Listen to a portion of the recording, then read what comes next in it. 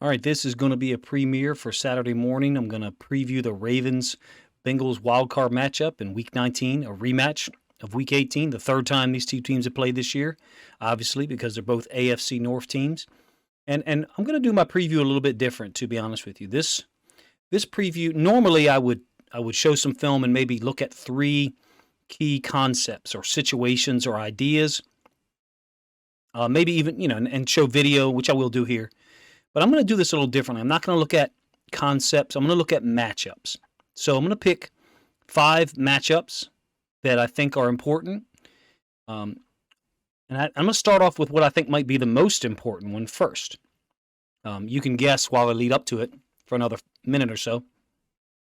So the reason why I picked the matchups is because I think the Ravens are clearly at a huge deficit with our second or third string quarterback going against a very balanced, multiple, diverse, intelligent defense that the Bengals offer. I understand that, certain people who watch the channel that are primarily Ravens fans do not like that assessment, but that's just what my eyes see. And you may disagree with it, and that's fine. That's just what my eyes see when I watch the Bengals defense over the course of 2 seasons. Really starting with Week 7 last year, when they came to Baltimore and defensively, I thought did a great job. Had answers for everything. Huge talent deficit. So that is absolutely a matchup to consider. Look, we don't know who's going to start as of Friday night when I record this for the Ravens, Huntley or Anthony Brown. We saw Anthony Brown play last week and really struggle early. The Bengals jumped out to a 17-0 lead. Brown settled down and did some good things. Don't get me wrong. The Ravens were able to make the game competitive from mid-second quarter onward. So that's going to be a matchup that I'll refer to, but that's a huge talent deficit. In my opinion, the Ravens have to make up for that deficit by winning some of these other matchups if they have a chance to win. If they have any chance to win, for real.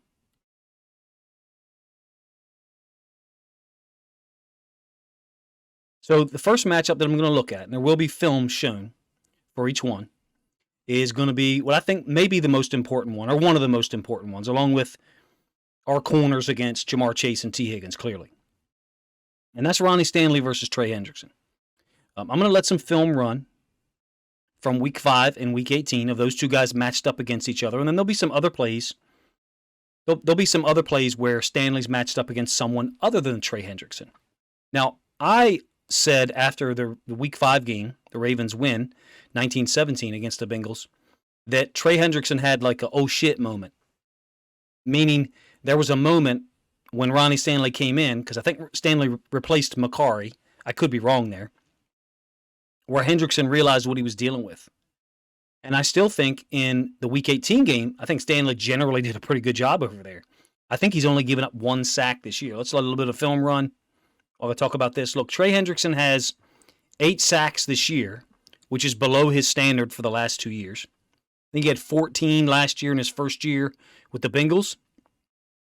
I think he had 14 and a half in his last season with the Saints. This year only has 8, but that's primarily because of injury. I think he's missed a lot of time. He's played in 15 games, but he's been injured. I think he had a wrist injury, may have even been broken. But let's go through some of the stats, the impact that Hendrickson had this year. 8 sacks, and the Bengals, as you probably know, only had 30 sacks total this year. Maybe it was 31. Sam Hubbard had 6.5. So let's talk about Hendrickson first. Hendrickson has more than 25% of their sacks for the year. If he doesn't get there and Hubbard doesn't, who does? Because, those two combined together, they have half of the sacks this year. And in this Week 18 game, when Ronnie Stanley had anyone else to deal with besides Trey Hendrickson, it was like a big cat playing with a mouse. It was a total mismatch.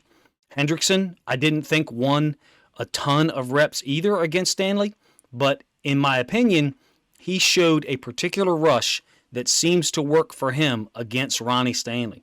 And it is not a speed rush generally. Here you see him being called for a personal foul. Trey Flowers was also called for a hold there. The Ravens did not pick up this stunt well. The Bengals ran this stunt multiple times.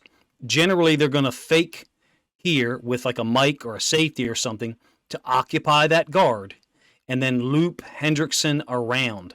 I think Von Bell was this guy one time. I have the Bengals running this stunt 4 times in week 18. In my opinion, this is a way for the Bengals and Trey Hendrickson to get pressure because the Ravens seem to have trouble picking it up. I'm not smart enough to identify, why the Bengals would have done that. I understand why it worked there, but my point is the Bengals see something that causes them to run that stunt. One-on-one, though, what can Hendrickson do? I don't think he can win the speed rush against Ronnie Stanley. Stanley's too athletic. This is what he appears to be able to do. I have him doing this twice successfully in Week 18. He did not do this successfully in Week 5. This is the strip sack that I think made it 17-0. Here's the all 22 of the same play. And they're down at the bottom side of the screen, 3-man rush. If the Bengals are able to get pressure with an organic 4-man rush or like a 3-man rush here, the Ravens are in complete trouble offensively. Without Lamar, obviously. Maybe even with Lamar. But in my opinion, this is the rush that Ronnie Stanley has to be better prepared for. Along with just a straight bull rush where Hendrickson just kind of tries to frame him up and bull his way through Ronnie Stanley. In Week 5, a lot of times they were leaving Hendrickson unblocked because he's very fundamental. When he's unblocked, he will step down and take on a kick-out block. He's not like some edge rushers that when they are left unblocked will just take off at the quarterback, allow themselves to get kicked out, and then, leave a big running lane in there. Even though the Ravens did get him successfully kicked out some. This is the first play of the game, I think, from Week 5. Just a little RPO to Mark Andrews out in the flats. The Ravens seem to leave him unblocked often. Ronnie Stanley played exceptional, I thought, in Week 5.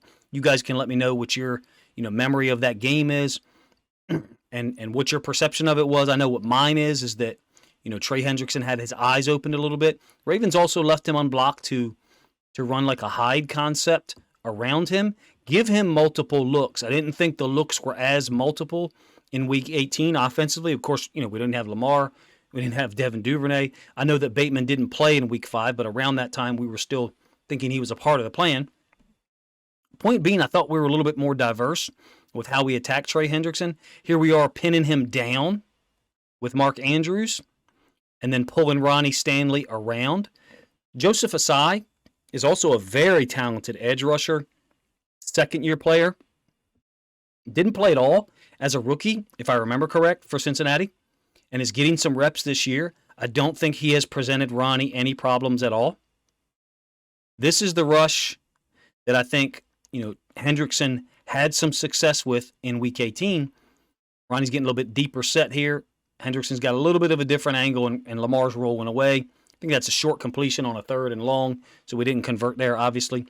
When Ronnie has had other guys, Asai or Sample, it's really not been a problem, at least from my observation. Other people may have different observations, or, you may have a different evaluation, and that's fine too. I think for the Ravens to win, Ronnie Stanley has to be damn near perfect. And that's a high standard. Tyler Linderbaum's got to be really freaking good too. Morgan Moses got to be better than he was in Week 18. Don't get me wrong. Ronnie Stanley's got to be damn near perfect against Trey Hendrickson in pass situations. This is what the Bengals like to do on our option stuff. Now, who knows how much the Ravens are going to run it, without Lamar. Is they run the DN down the line. Theoretically, that should be a keep read, for the quarterback. But they're so smart. What the Bengals do, as best they can, is when they run someone down the line for the running back, then they're trying to get this nickel defender assigned to the quarterback as well. I'm interested to see if the Ravens run some option stuff. I know that Anthony Brown, Tyler Huntley, they're not as athletic as Lamar, clearly. I mean, no one is. In my opinion, it might be in the Ravens' best interest to run some of this option stuff. They got 2 games of film of how the DNs are going to react for the Bengals and ways to try to counteract it. All right, so this is my first matchup that I think is tremendously important. Not just Stanley versus Hendrickson, but how are the Ravens going to deal with Hendrickson? I know he only had 8 sacks, so there'll be people who say, he didn't have as good a year as he has in previous year. In my opinion, Trey Hendrickson is one of the most underrated edge defenders in the NFL. A truly relentless football player. Talks mad stuff and doesn't mind. He pointed at the scoreboard last year, Alejandro Villanueva. Interesting stuff. Were he to do that and there wasn't helmet and pads on, might be a different story. But, on that field in between those white lines, Trey Hendrickson is a badass. And even though he's not a Ravens player, I really respect him and admire the way he plays football. And I think that him and Ronnie Stanley are two heavyweight champs that are going to line up, Sunday night. And that matchup, if you ask me, is one of the biggest in the game. You guys let me know if you disagree. And the next matchup we're going to talk about is the Ravens DBs against the Bengals premier wide receivers in Jamar Chase and T. Higgins. All right, so this second matchup is clearly, incredibly important, maybe more important than the Stanley Hendrickson matchup, because Marlon Humphrey and Marcus Peters are relied on so much as outside corners. They're dedicated right and left outside corners. That we know there will be times where Marlon Humphrey, moves into the slot if the Ravens are going to play man, particularly if Jamar Chase has moved into the slot. That's one of the more dangerous situations, if you ask me, when the Bengals move Jamar Chase into the slot and we don't move Marlon in there. Generally, it's a giveaway that we're playing zone or we're playing some kind of match coverage, particularly if you've got like Kyle Hamilton lined up to Jamar Chase's side, or in one of the worst situations that the Bengals have taken advantage of in the last 2 years, to their credit, shows how intelligent and how quick they adapt offensively, is put Jamar Chase in the slot as the number 2 receiver to the boundary. That's generally where you're going to find Patrick Queen. And that's been a situation where Joe Burrow is able to sift out the coverage easily because we're clearly not going to put Patrick Queen on Jamar Chase. So he understands that he's got some type of zone, and then he's just looking for some kind of key to help him quickly get to whatever the coverage is so he knows what he should read and deliver the football quickly. I'm going to show about 13 or 14 plays this year's film of Marlon Humphrey and Marcus Peters against the Bengals. I think this is a tremendously important matchup, generally against Higgins and Chase as the outside receivers there. But we know the Bengals will formation you. They'll put the running backs out wide when they go empty on second and long. They'll put the tight ends out wide occasionally or on the backside of trips like they did in Week 5 a couple of times. We're going to get to the film here. We're going to talk about some of the things that we're seeing and let you guys react to it, let you guys tell me what your perceptions are. I thought the Ravens, to be honest with you, I'm going to cover this a little bit in another section later. I thought the Ravens did a really nice job coverage-wise against this Bengals team in Week 18. Here to the boundary, you've got Higgins and Hurst. And I just want to talk about, the way these three guys are matching these routes that you're getting and what I think it allows the Ravens to do in terms of trying to deal with Joe Burrow, who makes quick decisions. You're getting Hurst on an in cut here. Queen's taking that, even though he's looking at the quarterback the whole time. And then Higgins running the little corner fade is got bracketed basically by Humphrey and Marcus Williams. Those two guys are incredibly intelligent being on the same side together. I think Marcus Williams is a really underrated guy in terms of playing against this Bengals team. Ravens, if you recall, shut the Bengals down for the first 4 possessions in Week 5. Marcus Williams got hurt in the first half, and then I don't think played at all in the second half. This is what the Ravens want. They want short completions to the running backs, to the tight ends, so where Roquan Smith, Patrick Queen, Kyle Hamilton can come up and make the tackle, force a second and long, get the Bengals off schedule, also set a little bit of a tone with the way they hit some of these receivers. Will there be a time where the Ravens have got a matchup man? Absolutely. Look at his catch by T. Higgins along the sideline against Marlon. Ravens get a little bit of pressure here in Burrow's face, kind of collapse in the pocket. JPP, I thought, played an underrated game in Week 18 in terms of getting pressure. Clearly, the Ravens' pass rush is going to be a big deal, but you've got man across the board here. I think that's Queen matched up against Joe Mixon. Premier matchup down there. T. Higgins able to win this battle, coming back to the football along the sideline. Great throw by Burrow. I understand Burrow had at least 3, maybe 4, quote, missed throws. It's a tall task for Marlon Humphrey. I don't have film of Marcus Peters in this game in Week 18 because he didn't play. Darryl Worley played. And look, Worley played quite well. It's a tall task if you're Marlon Humphrey. Go one play, like I just showed you, of him guarding T. Higgins man-to-man, and the very next one, at least in terms of this video, he's checking Jamar Chase. Just like Ronnie Stanley, for the Ravens to win, I think Humphrey and Peters have to play at an elite level. Is it possible for them to do that? Absolutely.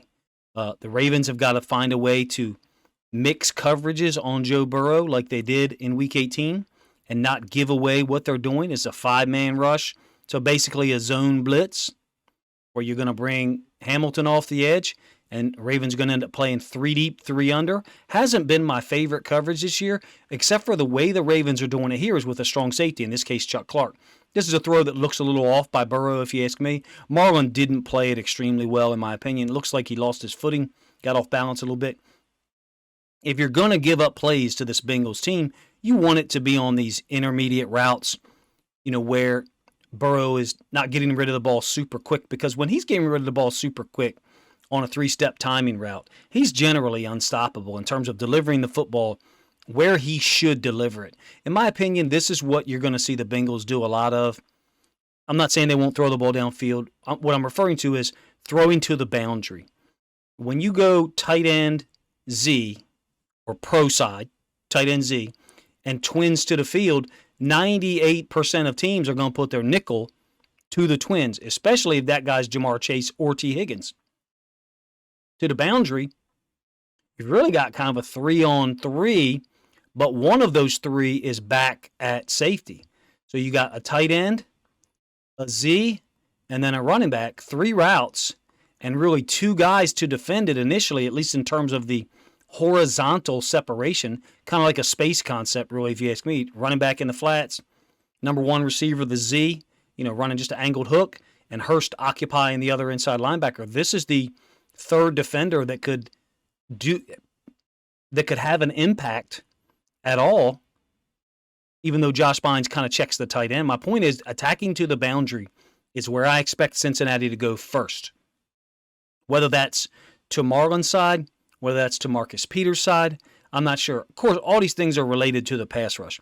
If the Ravens are not able to get pressure out of an organic 4-man rush, and they've got to go to some of the exotic stuff that we still do occasionally under Mike McDonald. We don't do all the twists and stunts that Wink did, especially not as often.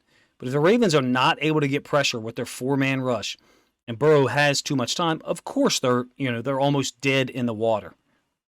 In my opinion, you will not see the Ravens execute the same tactic that they did in Week 5, which is basically line up in all kinds of configurations, and then 80% of the time, just run Tampa 2. Because that's really what the Ravens did in Week 5. And this is where I want to talk about the scheme. Of course, it's a chess match between the coaches, no doubt. And gotta give him credit. Mike McDonald, through 2 games, in my opinion, has come up with 2 drastically different game plans. I'm going to pause this here, and we'll let some plays run in a minute. That's just going to all be from that Week 5 game. This is Tampa 2. You've got a half-field defender, which I think is Pepe Williams. Half-field defender, Chuck Clark. You got Marcus Williams is the guy who could run the pipe in between the hashes. So if you got, let's say, a vertical here up the middle of the field, Marcus Williams would run underneath that. Essentially, that's the Mike linebacker's job. But the Ravens didn't trust Queen, nor Bynes, nor in this case Harrison to do it. So we lined up Marcus Williams here. Pretty sure that's Marcus Williams. Over to number 3 receiver, making it look like something it's not. And then it's just a well-disguised Tampa 2 is all it is. The Ravens did that right there from different looks, I'd say 12, 13, 14 times in Week 5. Line up in different looks, disguise it into a Tampa 2. Look where Patrick Queen's lined up. He's lined up on the line of scrimmage. Brandon Stevens rolls up, blitzes off the edge. Guess what his coverage is? Tampa 2. Half field, even though you guys are losing that arrow. There's Queen running the pipe, just like Marcus Williams did on the last play. Cover 2 corner, Oweh dropping out. I think what the Ravens did a better job of in Week 18 was less guys dropping out like DNs and more so guys dropping out that were safeties or DB types. In this case, it's a 3rd and 8. They give up the short pass to Hayden Hurst. Marcus Peters comes up, makes a great tackle. I don't think, first of all, that was the game plan in Week 5. All right, it's a brief explanation of it if you haven't heard me talk about it before. Another example of it here. Week 18 was not the same strategy, was not the same post-snap alterations. Week 18, the Ravens played more coverages. By the way, they're making it look like man there. And then they're just dropping out half defenders. And this is the brilliance of what the Ravens did in week 5. Late, make everything look like man. Burrow's a very intelligent player, very prepared. So he thinks, okay, I've got man. It's not man, it's Tampa 2, and we're able to get a sack. The Ravens did kind of the opposite in week 18. Now, that's a gross oversimplification. Did the Ravens play some Tampa 2 in week 18? Of course they did. The Ravens were more multiple with their coverages in week 18, and they didn't disguise everything into a Tampa 2. So in my opinion, they've given Burrow and the offensive staff a lot of homework to do, even though they're playing the same team. Is it possible that Burrow and the Bengals come out and attack, to the boundary like you see here, like I mentioned earlier, or they get some stuff downfield early? It's absolutely possible. Very smart, prepared guys who've seen a lot and played a lot of pressure games in the last 2 years, including the playoffs and run to the Super Bowl. My point is the Ravens have given them 2 different game plans to study on film and try to figure out. I think it was a little bit of brilliance by the Ravens staff. I really do. And it's Friday night as I record this. It's taken me all week to kind of get to this point mentally before I realized, like, oh, man, they really gave him kind of 2 inverse game plans to look at and examine. I'm not sure how Burrow's going to navigate some of our coverages and get rid of the ball quick. You may see more stuff like that, especially when we're playing man. I do not anticipate the Ravens playing a ton of man. Regardless of matchup, in my opinion, you'll see more zone stuff. You'll see more quarter stuff, Tampa 2, some cover 3, which I thought was, to be honest with you, effective against the Bengals in week 18. But as tall a task as I'm making this sound like for the Bengals, it's an even taller task for the Ravens. For the Ravens to be able to execute essentially 2 different game plans in one 60-minute stretch of playoff football on the road without Lamar Jackson is an extremely difficult thing to do. Is it possible the Ravens come in and just, slap down on the table, we're going to run Tampa 2 to everything? It's possible. Is it possible the Ravens come in and just try to recreate the game plan from last week defensively? It's possible. I don't think that is the plan. I think the plan is for the Ravens to try to come in and do both. It's a high expectation level, a high standard for those players to execute and be able to mentally process things. Yes, Burrow and the offensive staff for the Bengals have some adjustments to make based on what we did that last week. I think the Ravens have laid out 5 or 6 different coverages, 5 or 6 different concepts that they can use to defend this Bengals team based on the spread formations we normally see them in. I will mention this during the Joe Burrow section here in a moment, but I believe we may see the Bengals come out in some 12 personnel and see if they can run the ball. Now, I don't think that they're going to be able to. I think we may see that early and then see some play action off of it. That's a way that maybe they could entice the Ravens into getting into a more aggressive look, a more aggressive front, and then try to challenge us downfield. That's an interesting dynamic that I think hasn't been talked about a lot this week. This next section that we're going to talk about is going to be about the Ravens offensive line versus the Bengals front, particularly their D-line, and whether the Ravens can get some type of run game established and hopefully get out to a lead or at least keep the game close, through 3.5 quarters. All right, this is going to be a look at the Ravens offensive line versus the Bengals front 7, really their front 4 or front 5.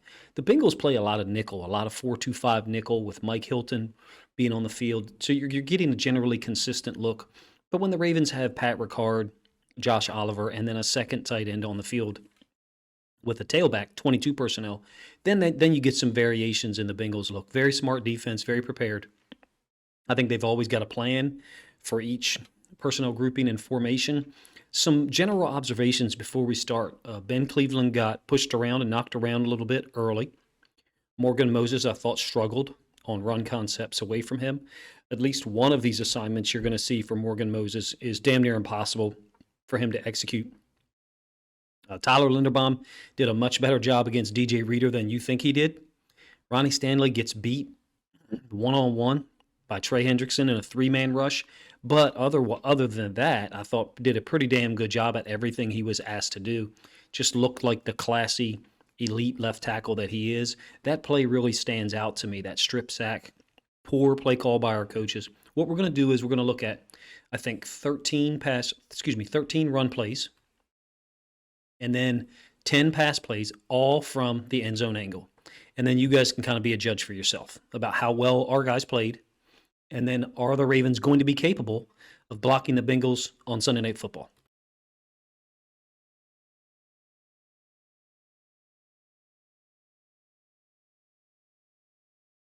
All right, like I said, we're going to be all end zone angle film. This is first possession, first play of the game. It's an 11-yard run by Gus Edwards. It's a lead play. Now, look, this looks good. All right, great, fantastic. But the problem is the Ravens are so predictable sometimes. We're going to do this right here, motion likely over to the side of Ricard, like 3 or 4 plays from now in this video. I think it's actually the second or third possession overall, and we run the same exact damn play. I mean, you can't do that. All right, you can't be that predictable. Let's check this out. You got Ben Powers and Tyler Linderbaum. Watch what they do to DJ Reader. Now, he's going to come back on the very next play and kick somebody's butt, but he gets pancaked here. Likely doing a pretty good job, if you ask me, out there dealing with Mike Hilton. That's a matchup that we can win in terms of the blocking, the physicality of Likely. He's an incredibly strong guy. I love Trey Hendrickson in this head-up alignment, by the way. I feel like he generally plays this quite well. Likely doesn't engage him here. Likely goes and gets Hilton. Like I said, DJ Reader getting pancaked is pretty rare, right? You probably weren't expecting that one on the first play. Well, check out what he does on the second play. Very next play comes back and just dominates Ben Cleveland.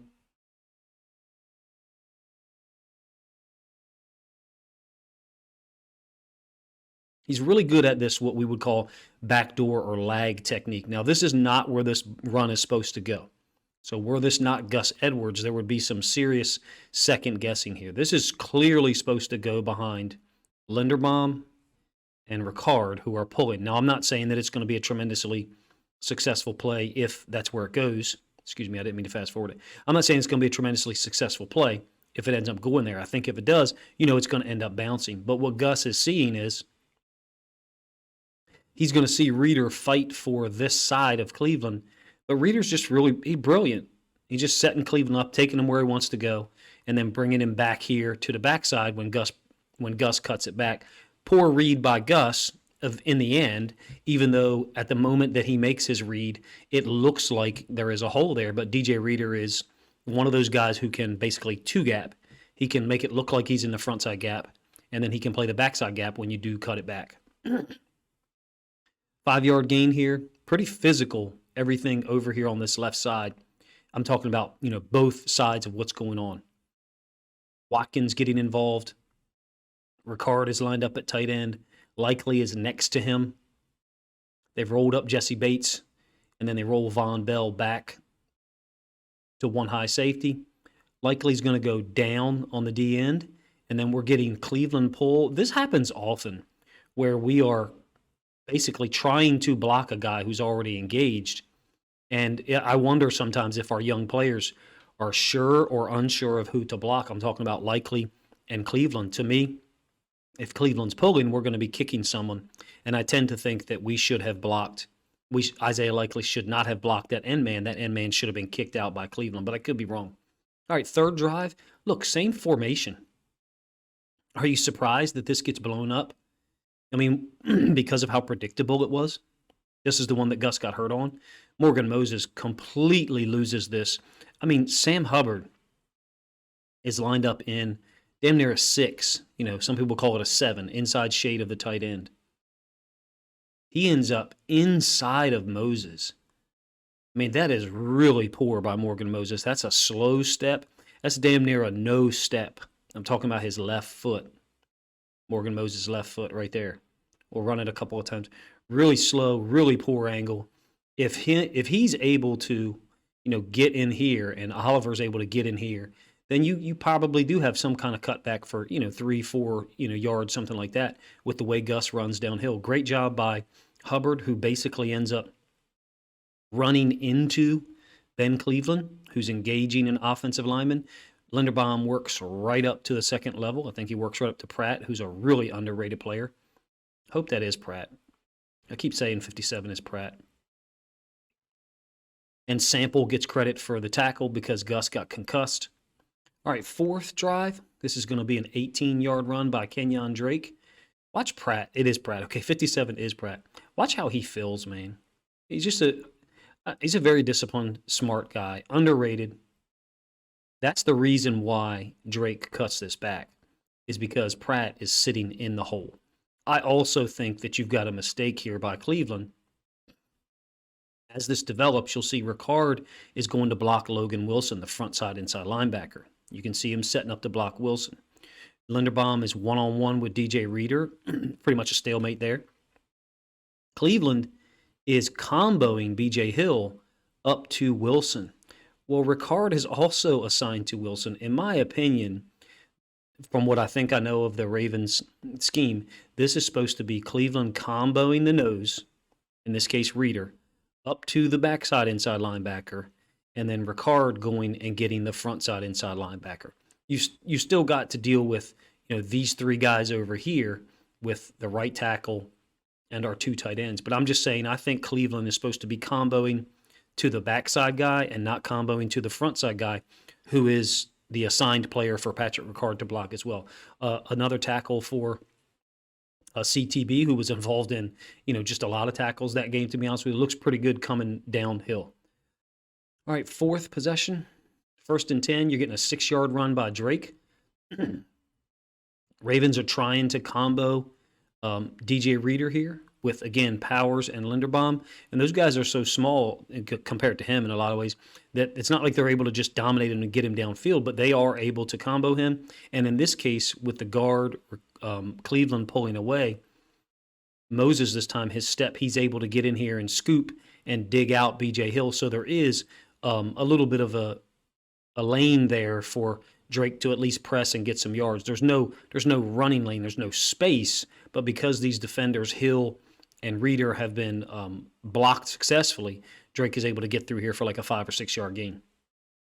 It's going to be tough sledding sometimes. I will say this. The Ravens running backs have bounced runs. I don't know what this is right here. I have no idea what that is. I've seen that before when it's a ball carrier, I've seen that before when, let's say Ben Powers had the football and was trying to, go this way. So the screen would be, slanted here. He'd be trying to go in this direction. I've seen it where a defender on the backside will pick up the ball carrier's leg if he's trying to get forward, if he's trying to stop forward momentum. I've never seen someone do that to an offensive lineman or a defensive lineman. Really weird stuff. All right, same possession, 4th possession, Justice Hill on a stretch concept. And, man, check out what Linderbaum does here. Now, this is another great tackle by CTB. Like I said, he's really good at coming downhill. Shocking how poor Demarcus Robinson played. All right, so you've got let me pause it right here. You got Kolar, who's taken on, I think that's Von Bell, but I could be wrong. And then Robinson appears to have let him go. Well, then Robinson goes up to CTB and doesn't touch him. I mean, he really played poor on Sunday. I know that he is aware of it. He's a veteran. Hopefully he's going to come back and play a whole hell of a lot better this week. All right, let's talk about this play. This is a stretch concept. So you saw the track that Justice Hill went on. We're trying to get likely from the backside over here. We never get our fullback tight end over there on that stretch play. But check out Linderbaum. He reaches, I think it's BJ Hill, who's in a 3 technique. That's not normal. Cleveland is there as well, but Cleveland is working up to Sample. So Cleveland is working up with Moses. One thing about Cleveland that I feel like I notice is this happens a lot, where he's looking down in the middle of a block or often, for an extended period of time on a block and not using his hands as much. You're talking about like shoulder surface area. And look at Sample getting his hands on Cleveland to kind of disengage him a little bit. We'll run it a couple of times with Linderbaum reaching the 3. And then DJ Reader on the backside trying to cut it off, trying to cut off any cutback. It's a pretty impressive play. Nice job by Moses as well. Comboing Sample and then working up to Pratt. I think Moses is really good on stretch, to his side. I don't think he's as good on zone concepts away from him. I don't know what that dynamic is. All right, fourth possession, got the run game going a little bit. This is going to be a run by Drake. A really soft call on Tyler Linderbaum. I don't see a hold. I understand that they called it and people didn't complain about it. This is, again, an example of DJ Reader doing a nice job playing this backdoor technique. So, everybody's moving in this direction. Now, Cleveland has already reached B.J. Hill. Let's check out B.J. Hill's alignment, see what he had there. Well, he didn't have to reach him. B.J. Hill's in a 3. So they're in this 3-0-3 look. 3 technique, 0, 3 technique. Cleveland's able to scoop him out of there.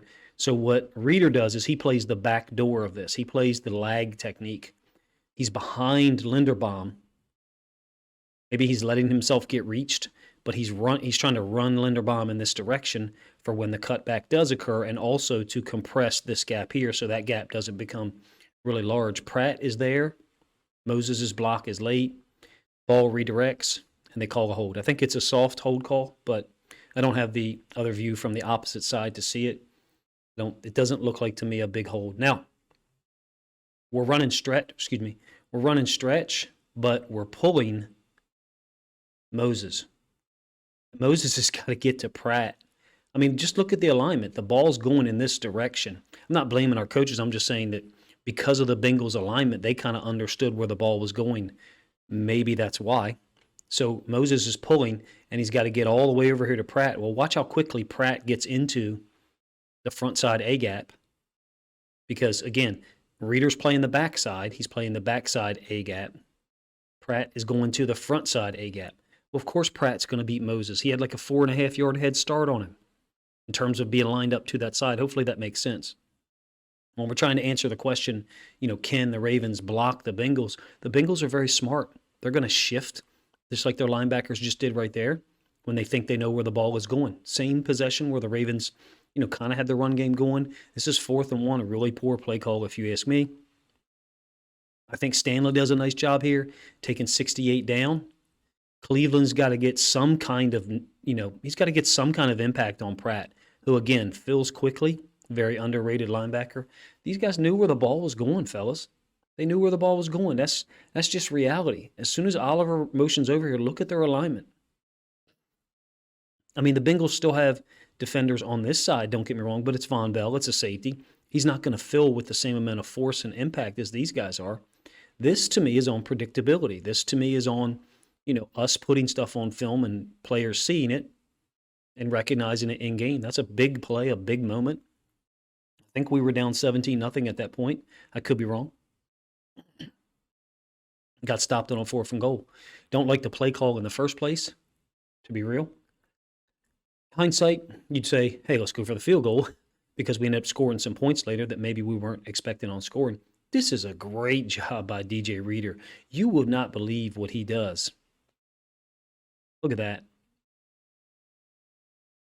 He actually has a hold of Kenyon Drake's leg down there. It's a fantastic job of, some people would say splitting the double team. It's not really splitting.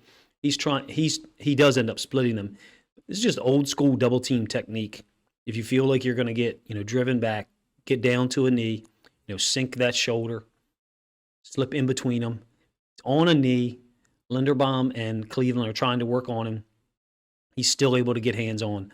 Unbelievable play. That shows you the value that he has. That's a play that, were he not to be able to do that, do you have a significant hole here? No, but you have the opportunity to get 2 or 3 yards. As it is, Kenyon Drake is held up for 1. Elite player, man. The fact that Linderbaum has to go up against him 3 times in his, 2 times in his rookie year is a good thing. 3-yard gain by Drake. Fantastic fill by CTB, I think, off the left side, Cam Taylor-Britt. Bengals did this multiple times with Hubbard. So they know, they understand where the play is going. So Hubbard is going to wrong arm and give himself up, basically take out the puller, in this case Powers. Moses doing a pretty good job on 92. Oliver is comboing up. So you got most everybody blocked except for CTB. You're going to get a combo here to Wilson. Ricard is going to pull in this direction. And then the unblocked corner is CTB, steps in to make a tackle. They just have an extra guy. I think in some of these situations, the Ravens, when we run some of these plays, have got to arc release this guy. They've got to release him outside, see what the DN does. He may widen things up, number one. Number two, someone's got to respect that arc release, either the corner, Cam Taylor-Britt, or Von Bell, the safety. The Bengals like to leave their safeties back behind motion. So even though we're getting a motion that the Ravens coaches think is going to pull someone, the Bengals like to leave that safety back there, specifically for plays like this. Now, Ricard still gets up to him. I'm saying to you that this technique is only available to them because they have a safety and a corner backside. I shouldn't say it's only available. Having that safety and corner backside helps them in utilizing that technique with Hubbard. So arc releasing that tight end, I think, would be an option. All right, very next play, 4-yard touchdown by Kenyon Drake. And I think Moses pulls and gets out of here pretty good. Cleveland goes and blocks Bates, who's walked up in the box pretty much because it's right near the goal line. I think B.J. Hill's doing a hell of a job on Tyler Linderbaum here on the back block. Right here, Linderbaum is blocking back, and B.J. Hill gets his hands on his chest and stands him up. Good job of down blocks on the front side by the Ravens guys here. So down blocks is, we're talking about down blocks like this. Taking the defenders down this way so you can get the kick and then the wrap. I'm not sure the Ravens can rely on, these play concepts over the course of 4 quarters. Can there be 2 or maybe 3 possessions where they can get this run game going? Yes, I do believe so. I think you see evidence of it in those plays that I showed you. We may disagree about the effectiveness of it. With less predictability, I think you could have increased efficiency. All right, so this next section is not going to be necessarily a one-on-one player matchup or one-on-two. This is just the Joe Burrow problem that the Ravens had in 2021. I don't think they've solved it in 2022, but they've done an exceptional job on Joe Burrow. 437 yards passing, 432 in 2 games. That's incredible against a player of his caliber with the receiving talent that he has and the high level of teams they've played. I'm going to continue to reference that. They played 4 playoff games last year. They played a Super Bowl losers, and I hate using that term. They played a Super Bowl runner-up schedule this year in AFC. They played a division champion schedule this year in 2022. And that's a high level of football they were expected to play, and they won 12 games.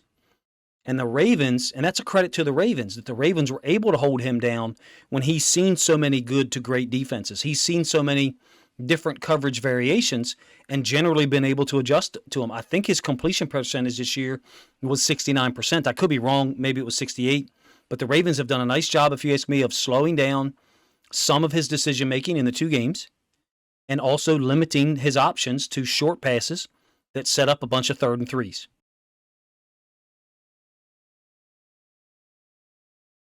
Now, I talked about in Section 2, the second matchup, Humphrey and Peters versus Chase and Higgins.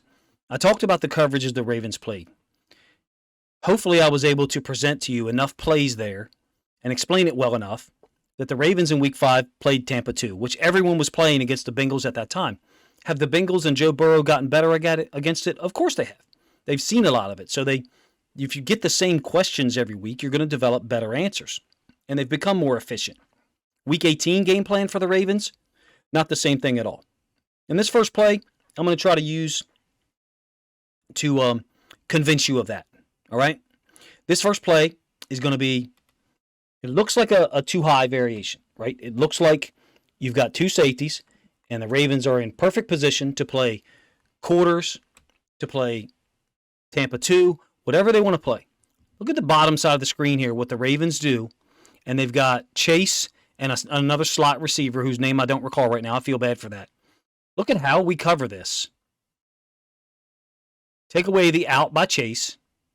Roquan gets in the window of, I guess that is Boyd. Okay, so that is Boyd. I thought it was 87 right here.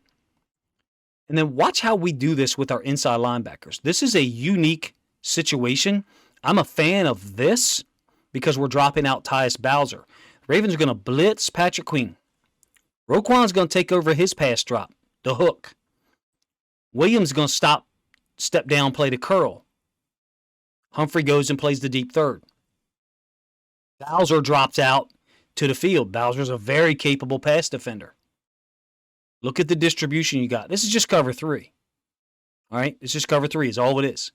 They've dropped down Williams to the curl. Roquan's taken over Smith's drop. Burrow's got to process all of that while this is happening. If you had a different route by Boyd, yeah, you'd like to say, well, Boyd possibly running up the seam. They could throw it, but then he's got to throw it between Chuck Clark and Marlon Humphrey as well. This is brilliant. And this, to me, this one play really illustrates the difference in what the Ravens did in Week 18 versus what they did in Week 5. But even with those two different strategies, both of those defenses, in this case cover 3, and the Tampa 2 that they played in Week 5, accomplished the same task. They get Burrow to throw the ball underneath late after going through his progression. Am I saying they're confusing Joe Burrow? No. If Joe Burrow knew that he had cover 3 here, he might switch to a different play. He might read something different. This doesn't look like a cover 3 beater to me. That's not what this looks like in terms of the routes that are being run. Does it mean that their coaches called the wrong play? No. What it means is the Ravens, if we're giving him questions that they had not shown yet in Week 18, especially, I haven't seen a lot of this from the Ravens. This is Steelers stuff. This is Steelers 101. One inside linebacker blitzing, another one dropping out, and then the OLB taking over this guy's pass drop. That is not what the Ravens have done a ton of in 2022. Now, if you've seen it more than I'm remembering it right now, feel free to tell me, okay? I have not seen it a whole lot. We're going to let some plays run. I think I've only got 6 or 7 plays set up here from the Week 18 game. Am I saying that Burrow didn't do a good job adjusting? No. The Ravens gave him some opportunities. Here's one here. But, the pass rush has to be coordinated to fit. If Joe Burrow is able to step into this pass, if Matabike isn't there, to clean him up, right here, if Matabike is not there to finish him up and put some pressure on, this ball is probably thrown where it should be, further out in front, and Chase runs under it in the last probably 4 yards of the end zone, and you possibly have a touchdown. As it is, it's slightly underthrown. Great play by Worley. It's slightly underthrown probably because you've got Matabike dumping an offensive lineman in his lap. So it's about more than Joe Burrow and just the coverages the Ravens play. In my opinion, there will be, maybe not like this, there will be 3 opportunities in the game for the Bengals to make some kind of play. Whether it's something like that, whether it's a back shoulder fade, whether it's a deep curl to T. Higgins, who seems to excel at those routes, among others. In my opinion, the Ravens' coverages have to be such that they're tight and they don't allow quick game stuff like this to be consistent. Just a slant flat. Ravens appear to be playing man to me. Hamilton's going over top of the of basically, what is a slant, but also kind of like a screen. He's going over the top of that. Worley hasn't closed down enough, and you get a nice gain. That right there, if the Bengals are able to do that 6, 8, 9 times on Sunday night, it's game over. The Ravens have got to figure out a way to get him off timing. They did so in Week 18. They did so in a totally different fashion in Week 5. Burrow and the offensive staff, and if you ask me, had an incredibly challenging week of preparation to try to figure out what the Ravens were doing. They cannot do things like this unless they're going to roll the linebacker like I showed you on the first play. So what I mean is they cannot blitz off of Jamar Chase. The blitz I showed you earlier was not off of Jamar Chase. Jamar Chase being blitzed is going to sit down, or he's going to run across like he did in the second game last year in 2022, and he's just too dangerous after the catch. He's just too good. That's Marcus Williams closing down. Quick decision, Burrow to Chase. Chase in the slot, if you ask me, is a coverage changer, meaning the Ravens probably have to check out of certain more dangerous coverages that they play to not allow him to defeat them, to at least have someone on a leverage side. In this case, Queen is on the inside leverage. At least there's a leverage side defender there so that, an inside release that's supposed to turn into something like that, there's a player standing in that direction. There's a player standing in the way. I look for Joe Burrow early to possibly take some shots downfield, depending on the coverages the Ravens are playing. But I'll be honest with you, I cannot speculate on what coverages the Ravens are playing because, to me, both coverage strategies worked.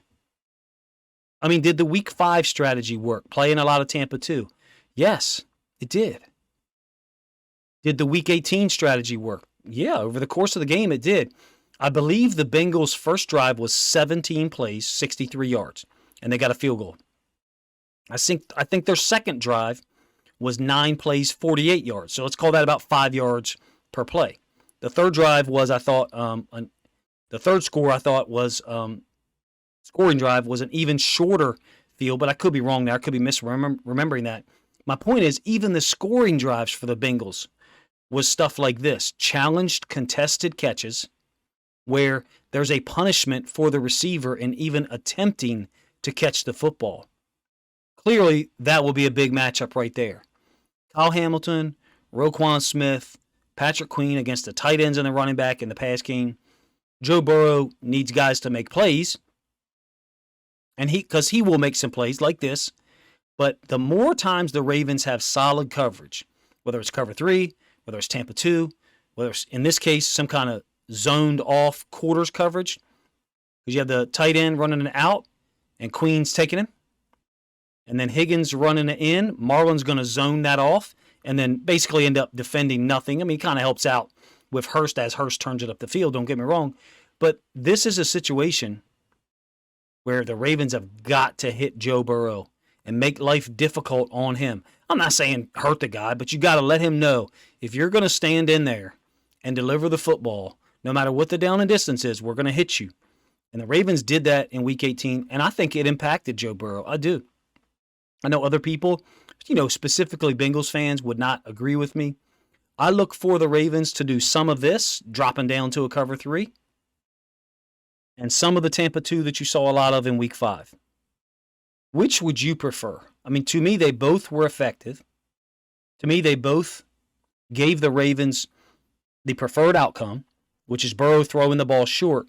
In my opinion, you look at the Bengals possibly throwing the ball up the sideline early in the game, see if they can get that big play to kind of get things going, maybe loosen the Ravens up, and get the crowd going. Because if the Ravens defense is able to come out and get stops early, it looks like the last 2.5 to 3 quarters of last week's game, which in my opinion was ominous. Not saying Joe Burrow can't execute, not saying Jamar Chase and T. Higgins can't make plays, because they all three can and will. Hayden Hurst played his ass off in Week 5 against the Ravens. Joe Mixon is a talented dude. I like Perrine. They've got a lot of talent over there. The Ravens have got to figure out a way to, once again, for the third time,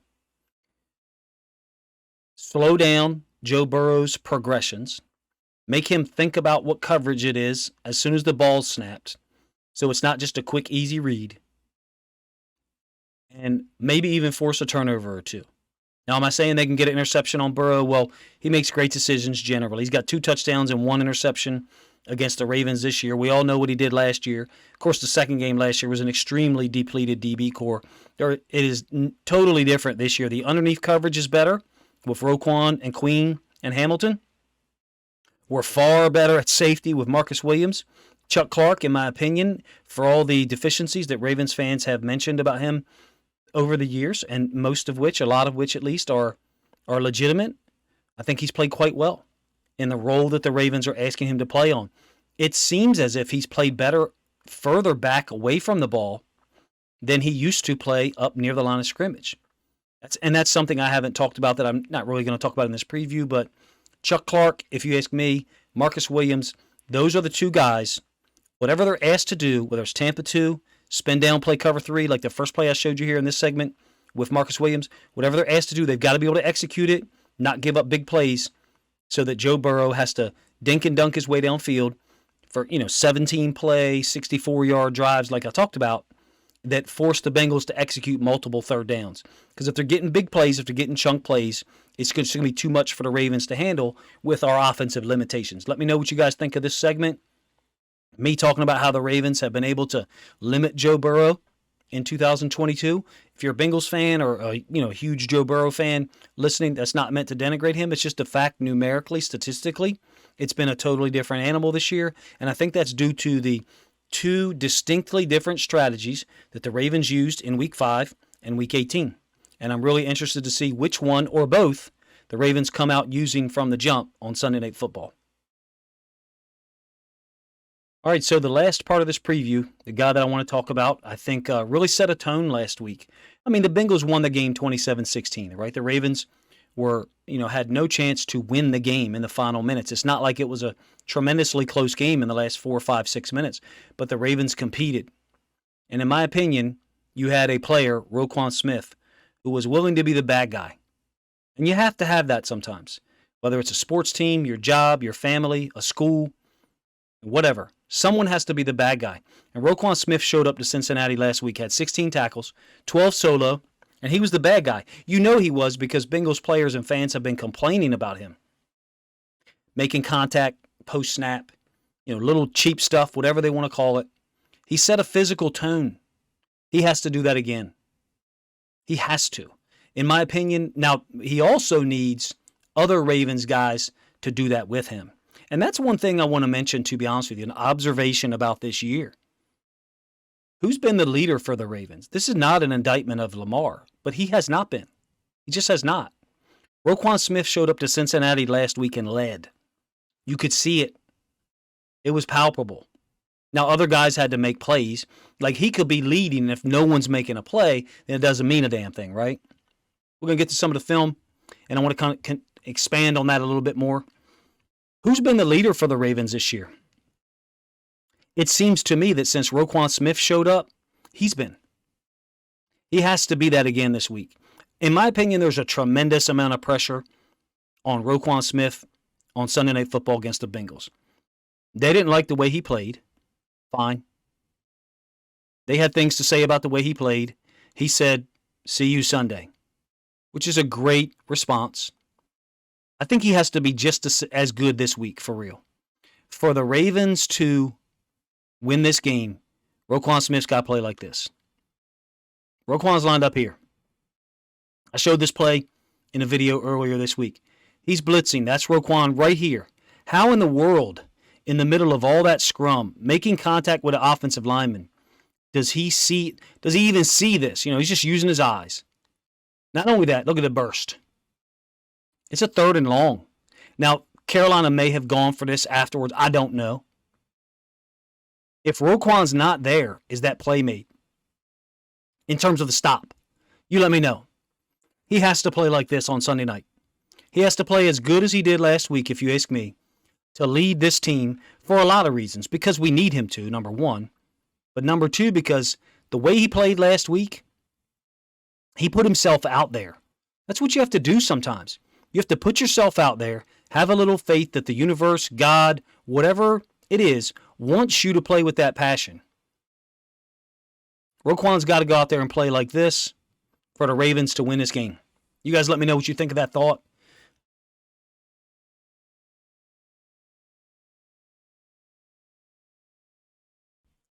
I'm going to run through some of the plays.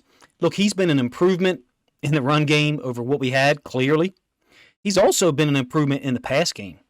I don't know what people were talking about when we traded for him, and there was like, yeah, you're getting an elite run defender, but you're not getting a guy who defends the pass exceptionally well.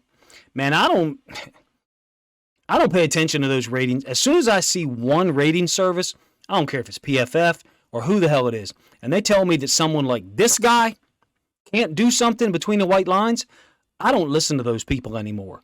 Because the film, which is the only thing I know how to do, it is look at it and hopefully tell you what I see. The film tells me Roquan Smith can do everything. He's going to have to on Sunday. He's going to have to set a tone again. He's going to have to be good enough that the Bengals can't, 6 minutes into the game or 8 minutes in the game, have struck already some big play against him and kind of taken some of the wind out of our sails. I think there's a lot of pressure on Roquan coming into this game. I think he's up to it. You guys let me know what you think of that thought. He seems to be somebody that's up for whatever happens in the game, and I can see Roquan making a game-defining play. I really can. You know, whether that's a sack, an interception, a fumble recovery, a forced fumble, something. The passion, the energy, he is an extremely prepared guy. I think film study, preparation stuff. Every game he's played with us has been at an exceptional level. The only two that I'll mention as caveats. The game against Jacksonville, I didn't think was his best game, for real. And then the second game against the Steelers, I thought was the worst game I'd seen him play, for us at least. I didn't think that his finish was the same, and I don't know what that is. Maybe the Bengals will have looked at that, and they will have said, okay, we're going to combat this guy this way. I don't know that that's something they can repeat. Roquan seems to be in the right place every time. He seems to help get other guys in the right place every time. I think it was Jason from Huddle It Up Films had a neat observation. Said there was against the Steelers, the second game, Queen was pointing in one direction like multiple times and seemed to be wrong, on every time. Whereas Roquan, when Roquan points to one side pre-snap, the ball generally goes that way. I trust him. He's a Raven now for a long time. And I think with the way he played last week, the leadership he showed, that's important for me as a coach or former coach at this point. Being willing to be the bad guy. Being willing to walk into someone else's stadium and set a tone physically, because that is what the game's about. Like, the game is about physically imposing your will on some level. No, there's no longer 2 tight ends and 3 running backs in the backfield. It's a different, quote, game. A lot more 11 personnel, more receivers on the field, more shotgun, right? That doesn't mean it's not about imposing your will. It doesn't mean it's not about being mentally dedicated. I'm going to arrive at the football, and when I get there, I'm going to have an attitude. And Roquan set that tone. If the rest of the defense follows him and does that, I think the Ravens have a chance, as crazy as that sounds. You're welcome to disagree with me and tell me how ridiculous that sounds in the comment section, obviously, because the Ravens are going to be playing Tyler Huntley, or the Ravens are going to be playing Brown again. And they certainly had trouble last week early in the game. Did the Bengals let off the gas? Did the Bengals, choose to be real vanilla on offense? Maybe. Roquan has 16 tackles. He does things like this, which is basically prevent points from getting on the board. This is a third down screen.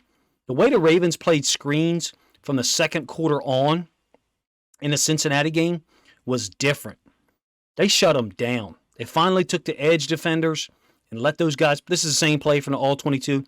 This is a touchdown-saving tackle. I have Roquan Smith with 3 of these already in his time with it's a third down that, in my opinion, if Roquan Smith is not there, could possibly be a touchdown. I'm talking about Roquan and that running back right there. If he's not there, I think this is a touchdown up the left sideline. Kyle Hamilton fell down or missed a tackle. Marcus Williams got blocked. Patrick Queen got blocked late.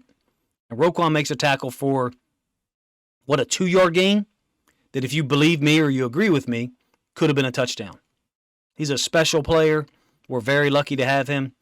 To me, he looks like the leader of this team right now. You may disagree with that. I just didn't see visible evidence of leadership prior to last week like he showed. Let's put it that way. If you did, remind me of it in the comments section. I don't recall it. And in my opinion, the defense is going to have to lead this team this week.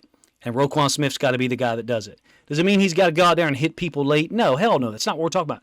Be physical, finish tacklers, be a heat-seeking missile on these screens. Look at the angle he takes on this stuff, guys. This is a screen to the boundary where I think the Ravens have been somewhat vulnerable this year. You got 3 linemen getting out in front. Check out the angle he takes. Everything he does is so decisive, so clean. It looks like, I'm sure you guys, a lot of y'all probably play Madden or NCAA. It looks like when you see a great defensive player on Madden, make a play from 30 feet away, 10 yards away, whatever, and you're like, he wouldn't make that play. He wouldn't be able to get involved in this from there. That's what Roquan Smith did last week. We got it. We need him to do it again. Marlon, Humphrey, Marcus Peters, Marcus Williams, all the pass rushers, Owe, Ojabo, Houston, JPP, Bowser. We need all those guys to do a shit ton. In my opinion, Roquan's got to be this guy for 60 minutes. Roquan and Queen lined up here on the snap, getting out of there, both of them playing the screen. Ravens did this a lot. If you ask me, they simulated pressure, and they knew or had an inkling that the Bengals were running the screen. This is the guy that Roquan's got to be. Unbelievable pursuit, physical, throwing himself around. I think he's the leader of the team right now. And that's not a shot at anybody else. I just think he showed it last week. And we need it again for 60 minutes. At the end of this wild card game, the Ravens and Bengals will have played, if I did my math right, 180 minutes against each other in 2022. Pretty unbelievable and pretty unique, obviously, for it to be the end of the wild card round, and you already got 3 games against someone. So 3 out of 18 games played, would be against the same team. That's 16%, almost 17%. Pretty unbelievable if you ask me. And I think the Bengals did not understand how freaking good this guy was, which is crazy. Because I think in 2021, with the Bears, he had a defensive touchdown against them. There's no way they didn't know his name. There's no way they didn't realize how good he actually was. I think this is not as big a matchup as Humphrey and Peters versus Chase and Higgins. It's maybe not as big a matchup as Stanley versus Hendrickson in pass rush situations. Okay, I'm being specific there. And clearly the Ravens have got to try to slow down Joe Burrow's processing, keep him from making quick decisions, and get rid of the football, in that beautiful, 3-step boom, pattern that he does. I think Roquan Smith is right up there versus everybody, meaning running backs, tight ends, Joe Burrow, receivers, offensive linemen on screens. Right now, to me, he is the X factor. He is the guy who, if he makes 16 tackles again, and he can figure out a way to make a game-changing play, I think the Ravens have a chance. Is it a 50% chance? Is it a 40% chance? I don't know, to be honest with you. I just feel like this defense believes, and Roquan Smith was the guy who set that tone last week. I think he's got to do it again. You guys let me know what you think of my preview. It's obviously very different than most previews that I do. If you lasted this long, Bengals fan, Ravens fan, whatever, first of all, I appreciate you. Thank you very much. Second of all, let me know which matchup you think is the most important. Whether you think it's Stanley versus Hendrickson, Humphrey and Peters versus Chase and Higgins, the Ravens OLine and the run block scheme against the Bengals front, Joe Burrow against our safeties and our different coverages, or if you agree with me that you think Roquan Smith is going to play just as big a role in this game as he did last week and have to play possibly even better for the Ravens to have a chance to advance. Appreciate you guys' time. If you enjoy this video and you would be so kind, consider sharing a link somewhere on social media to help the video preview get more reach.